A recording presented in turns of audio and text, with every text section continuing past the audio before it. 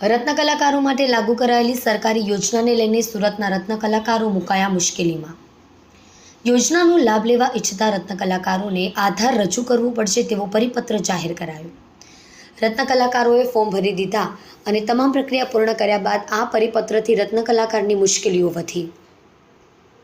3 મહિના પહેલા ફોર્મ ભરાયા હતા। સુરતમાં અસંખ્ય નાના નાના ડાયમંડના એકમો છે જેમાં રત્ન કલાકારો ઉદ્યમ આધાર રજૂ કરી શકે તેમ નથી। જેમણે ફોર્મ ભર્યા છે તે તમામ રત્ન કલાકારોએ ઉદ્યમ આધાર રજૂ કરવો પડશે।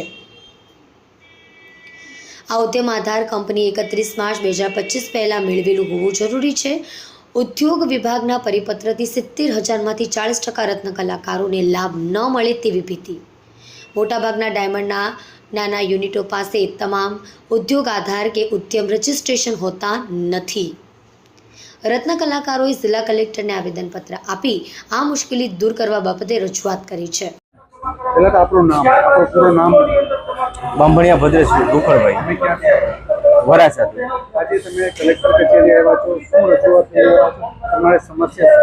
અમારી રજૂઆત તો અમારે એ હતી, 1.5 થી 2 મહિના પહેલા અમે બાળકોને સ્કૂલ ફી માટે અમે ફોર્મ ભરેલા, બરાબર, અને બહુ આકરી કટથી અમે ભરવામાં આવ્યા ફોર્મ, કારણ કે એ ડોક્યુમેન્ટ ભેગા કરવા બહુ મુશ્કેલી હતી।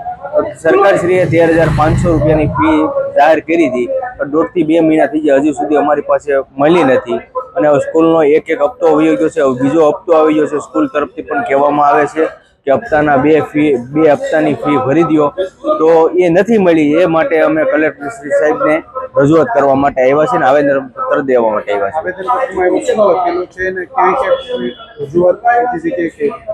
હવે એવું જાણવા મળ્યું છે કે અમદાવાદ સિટી શહેરમાં ફાળવણી કરી છે અને સુરત સિટીમાં ફાળવણી હજુ સુધી કરી નથી, આપી છે પણ કરી નથી હજી।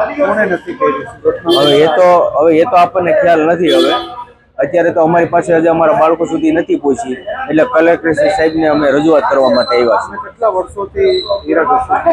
મારા સમજી 21 વર્ષ થઈ ગયા છે હીરામાં। પૂરો પરિવાર? હા, પૂરો પરિવાર સુરત। હવે સરકાર પૈસા નહીં આપે, તમે આગળ શું?